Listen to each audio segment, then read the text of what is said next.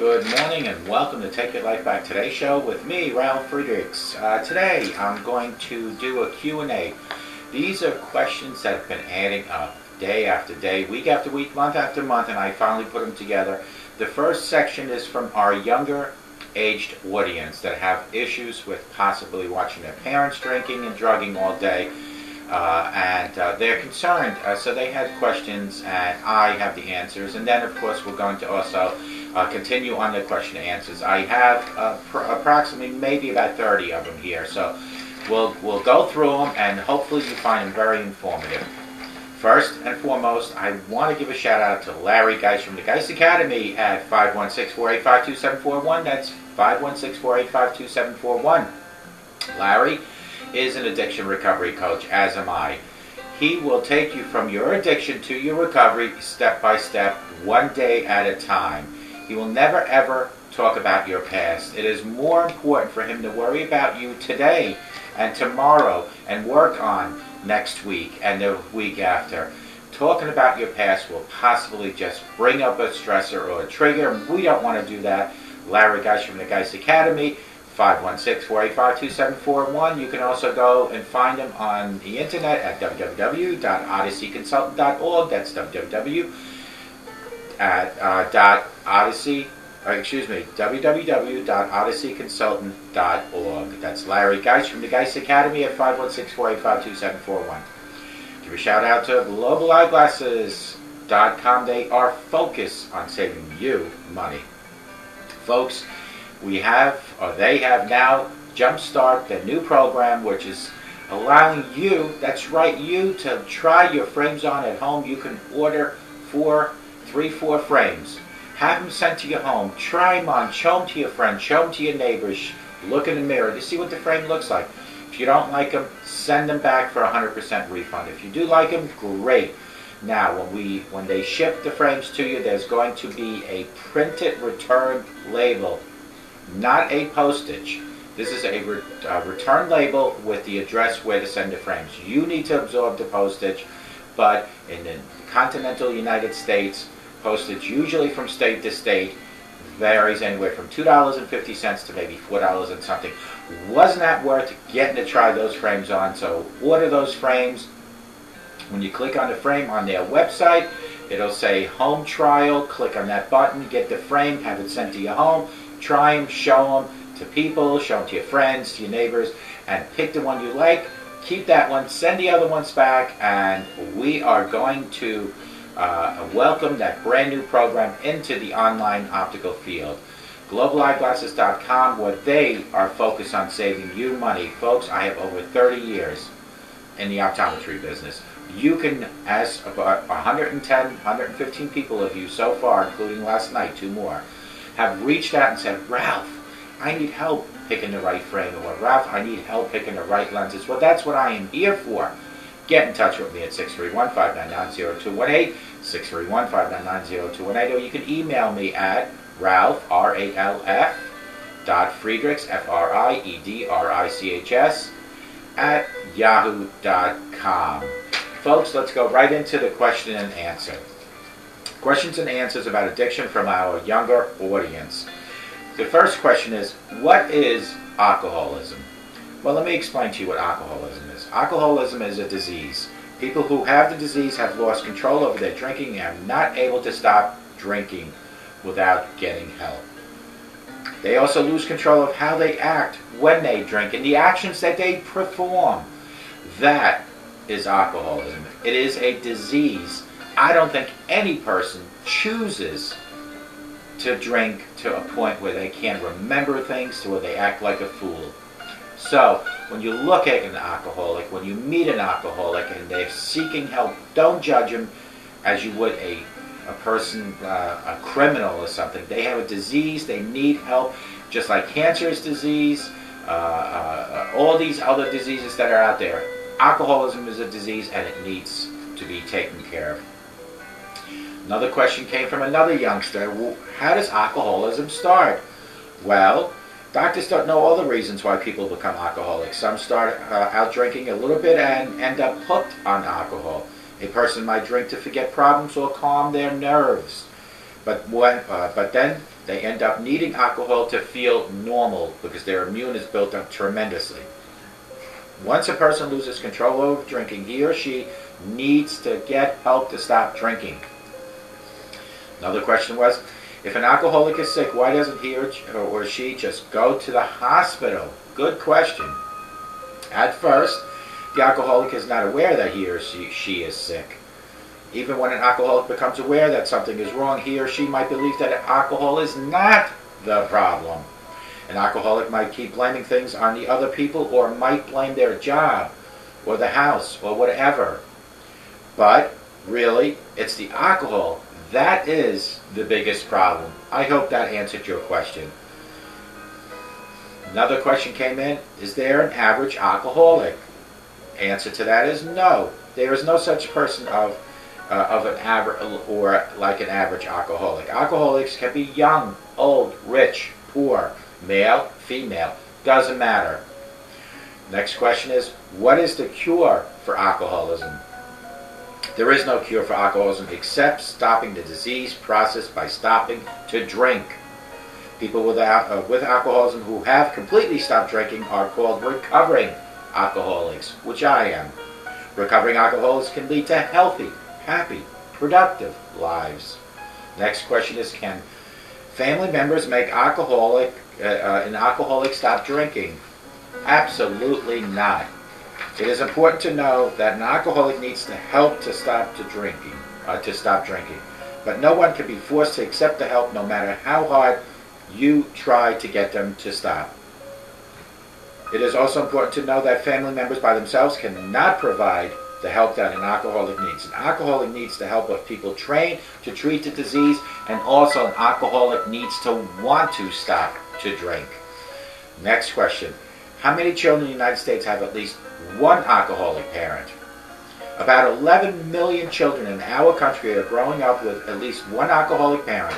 There are probably a few in your class right now, wherever you might be sitting. And remember, some adults grew up with alcoholic parents too. It's the chain of events. If you're watching and you have a parent that's an alcoholic, break that chain. Cut that chain. Separate those links. Do not continue on the same path. Next question is, I know I can't make my alcoholic parents stop drinking, so what can I do to make myself feel better? Well, the first thing you want to do is not, and I repeat, you don't want to continue doing what they're doing, what their parents did. Talk to someone you trust about the problem. Talk to a teacher, a scout leader, a coach, a school counselor. Also, there's a group for kids who have alcoholic parents called Alateen. Alateen has meetings like a club, and the kids share tips on how to make life easier. You can look for a phone number of Alateen in the phone book, or call the directory assistant for the number of Alateen. That's A-L-A-T-E-E-N. That's A-L-A-T-E-E-N.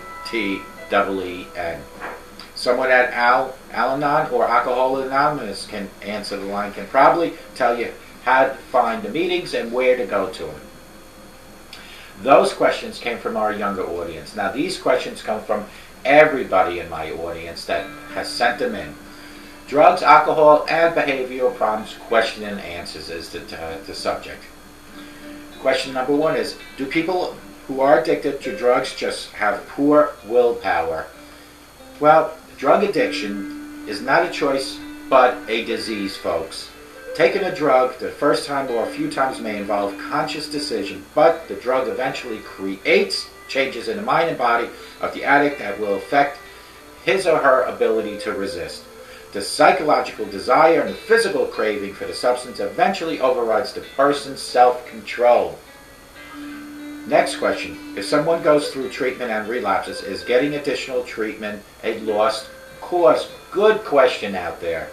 Addiction is a chronic disease. Recovery is an ongoing process that involves daily management of that disease. Neither relapses nor multiple episodes of treatment are uncommon. Relapsing does not mean that the addict cannot achieve the lasting recovery. It just has an indication that the treatment needs to be managed more closely.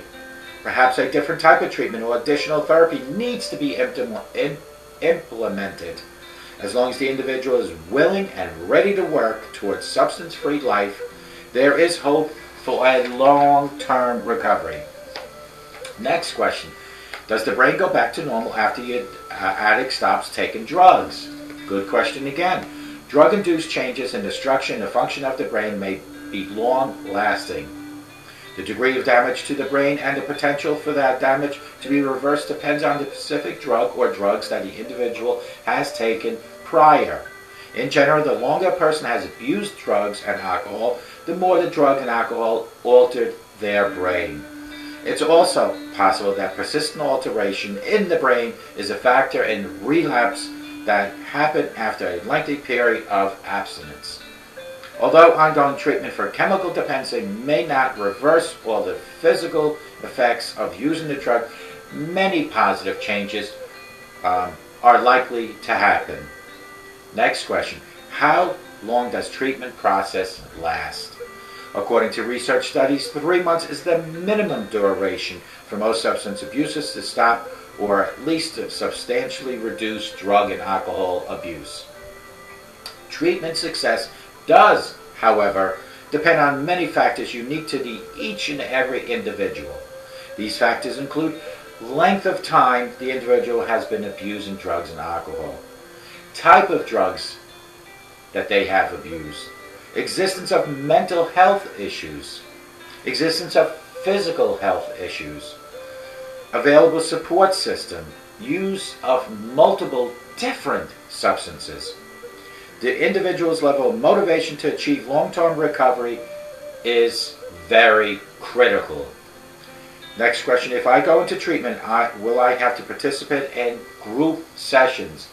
I do realize, folks, that a lot of you are not comfortable speaking in front of people, just like I wasn't comfortable speaking in front of a camera a few years ago when I started doing these videos. But I will tell you, the more you do, the better you get at it.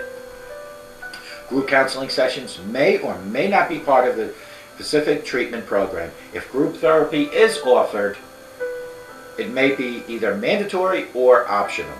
Group sessions can be instrumental in achieving recovery more quickly and often beneficial for maintaining your sobriety. One advantage is the opportunity to interact with people who are experiencing similar challenges like you. They can offer camaraderie, support, perspective, and helpful tips for handling obstacles. Next questions. How bad are our withdrawal symptoms when you stop taking drugs? Another very good question, and I really do appreciate each and every one of you sending these questions in. Withdrawal is more difficult with some drugs than others. The symptoms can also be more intense for long-time addicts whose brains and bodies have become deeply dependent on drugs. Possible symptoms include depression, restlessness, sleeplessness, anxiety. Medications are often prescribed for individuals going through the withdrawal system, and they can decrease or eliminate many of the typical symptoms. I hope that answered your question.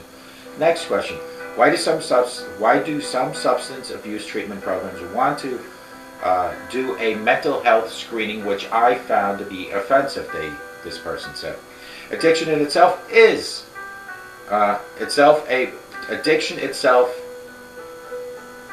itself a mental disorder. Often it coexists with some mental illness. To ensure that recommended treatment of substance abuse does not cause another disorder to worsen, many treatment centers recommend or require a mental health assessment. Being aware of the occurring mental health issues is also vitally important when medication will be prescribed, as they may exacerbate an underlying condition. Next question. Once I've gone through detox, am I in recovery? Good question. Recovery from drug and alcohol abuse involves stopping the drug use and ongoing abstinence from the drug itself. Detoxification is the first step, but a lasting recovery usually requires behavior changes beyond merely stopping using drugs and alcohol. Also remember, replacing negative habits with healthy ones is critical. Learning new coping skills for stressful experiences is also critical, and developing new ways of relating to family and friends. That was an excellent question. Next question. How do treatment centers make sure that patients don't use drugs while they're in treatment? That's like the old story, how does an inmate in jail still have access to alcohol and drugs? Same thing applies to treatment center. You would hope that people that check themselves into treatment centers wouldn't be doing that because they're there to get help. Treatment facilities typically do periodic drug testing to make sure patients are not using while in the program. Knowing they will be randomly checked for drug use sometimes is enough to keep substance abusers from relapsing. If the tests show that a patient has used drugs, the staff can quickly address the situation and, if necessary, modify the treatment plan to reduce likelihood of future relapses. Next question, after successfully completing substance abuse treatment program, is the individual cured? Addiction is a chronic disorder. As in the case with other chronic health problems, the goal is long-term successful management of this disorder. Research has shown that a prolonged abstinence from drugs can lead to partial recovery from some of the effects on the body and the brain. However, there are many factors to play in creating the addition and ongoing management of some of those may be necessary for maintaining successful recovery. Next question, how do patients in treatment programs handle continued cravings for their drug of choice? Another good question.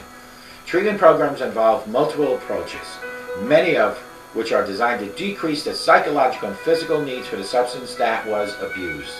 Medications can help the brain wean itself off the drug, create a generalized calming effect on the mind and on the body. Next question, I've heard that I have to give up friends and activities to enjoy if I'm going to stay sober. Is that true? In order to continue to be abstain,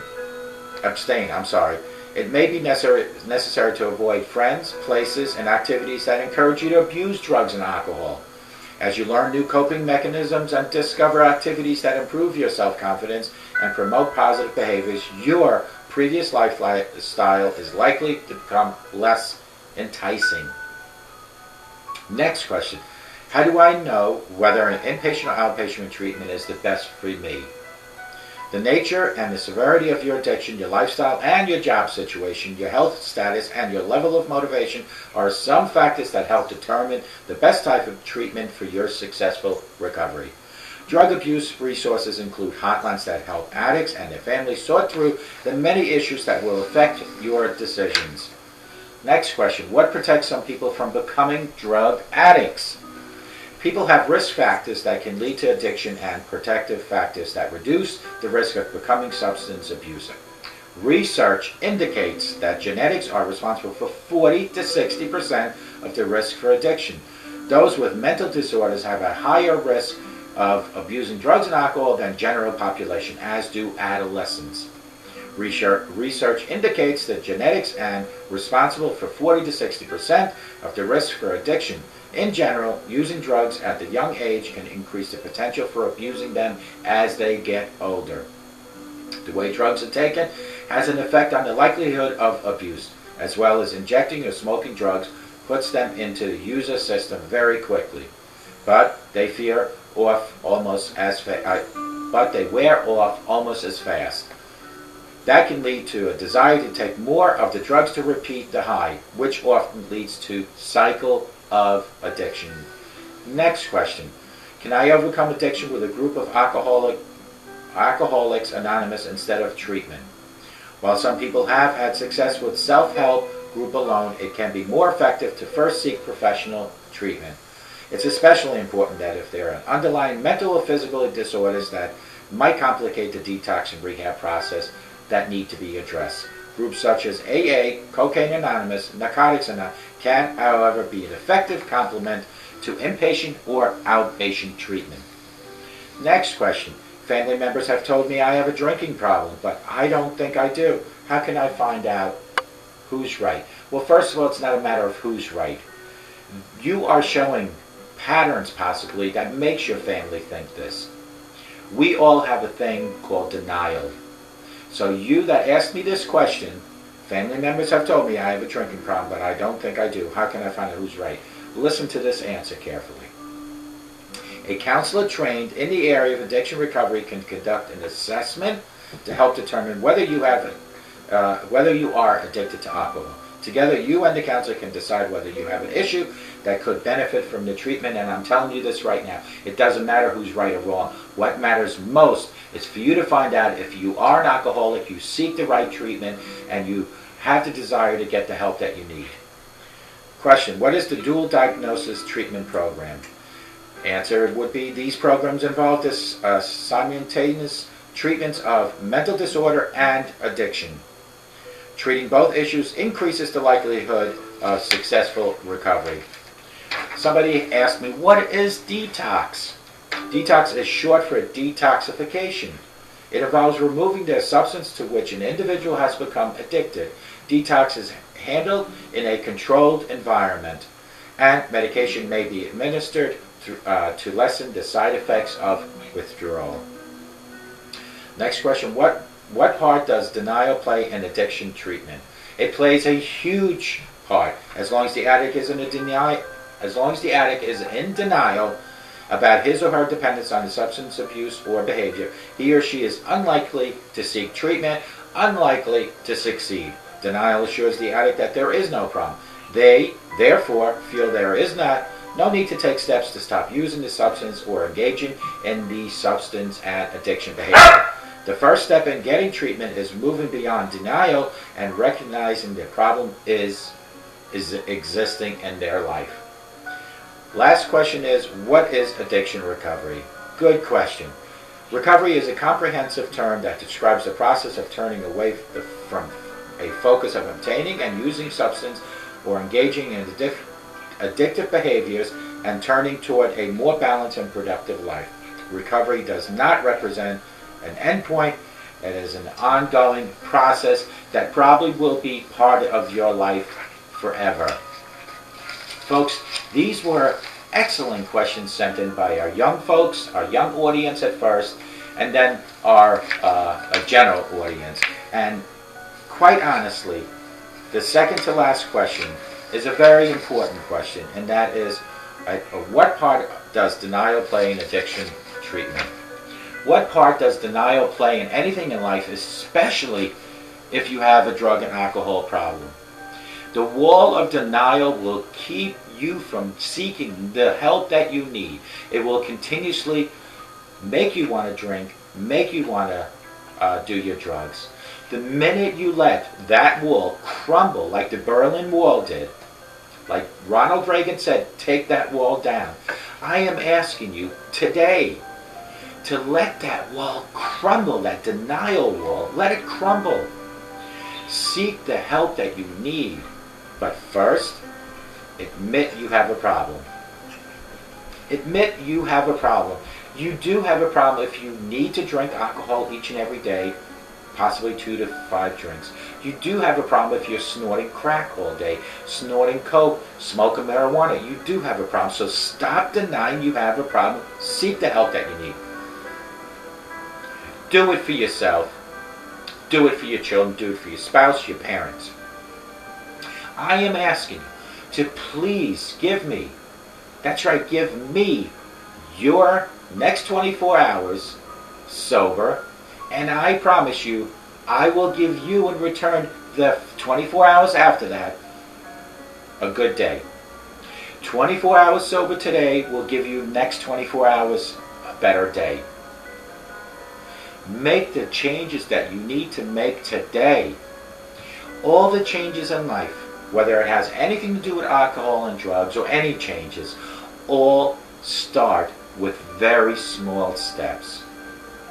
But all changes that start with small steps, that you continuously take those steps, those changes for the better will show and blossom in your life. Financial changes, relationship changes, physical, mental changes, spiritual changes. Let it all start today. I am begging you not to say, Ralph, okay, I get you, but I want to start tomorrow, because I am telling you as I sit here, there are many people in the world that have used that analogy that didn't have it tomorrow. As you and I sit here, there is someone in the world taking their last breath, closing their eyes for the last time, did they have a chance for change? If you're watching me, and I'm speaking to you, and you're watching me right now, you have the opportunity to break the wall of denial and get the help that you need. But it starts today. Stop prolonging your purpose of change. Start prolonging your life by changing today. 24 hours. Give it to me, please. I'm begging you. I give you these videos. I'm asking you for 24 hours of no drugs and alcohol, and I promise you, you'll have a better day tomorrow. Call me at 844-405-HELP. Text me at 631-599-0218.